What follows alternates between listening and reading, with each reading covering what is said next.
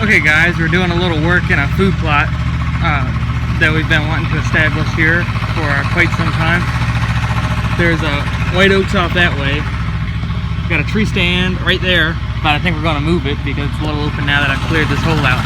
I was just in here earlier today with the skid steer and cleaned all this up. It was vines and everything else. Some stumps and everything. I managed to push them up. So now we're in here landscape raking stuff up.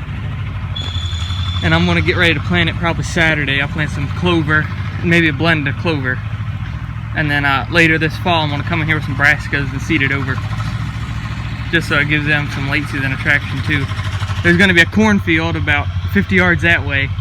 And it's going to be like 50 acres of beans off over that way. So I'm hoping this will be a good staging area to catch a deer I've been after.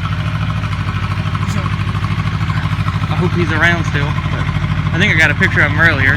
There was a deer that had some characteristics like him, but I'm not sure yet. It's still a little too early to tell. But I'll keep you updated.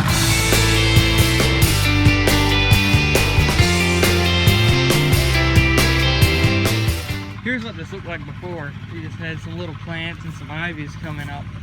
The deer were browsing on this, but it wouldn't be here for all that long.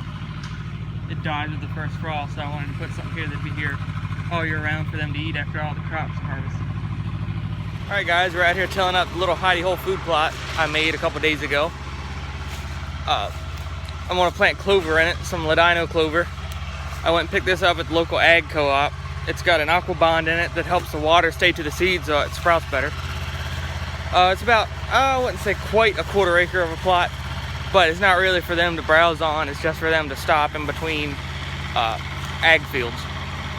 I'm going to come in this fall and frost seed it with some brassicas and maybe some chicory. I'm not sure yet, but I think in purple top turnips more than anything over the clover. And then maybe next spring I'll come in here and spray it all down and till it up and replant it again. Here's what we're working with. This is the pass the tiller made so far. And we weren't sure if we were going to use the tiller or not because there's so many roots, but we got a slip clutch on the PTO shaft. So if we were bringing it out here and try it, so if it hit a root or anything, it'd stop before it busted anything. But so far it hasn't stopped on anything. It's doing a right good job. There's a pretty good amount of clay back here, so it's a little wet, but it's doing a good job. We're pretty happy with it. There's some big roots you got to watch out for, like this one's sticking up over here. But when I was working on it with the Bobcat the other day, I managed to pop out most of the stump except a couple big ones, like there's a maple stump there and a red oak stump there and a gum stump there.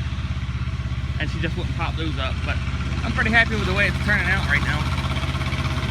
We got white oaks off that way, and a bean field that way. And I've got a big deer in here. It was probably 160 inch last year.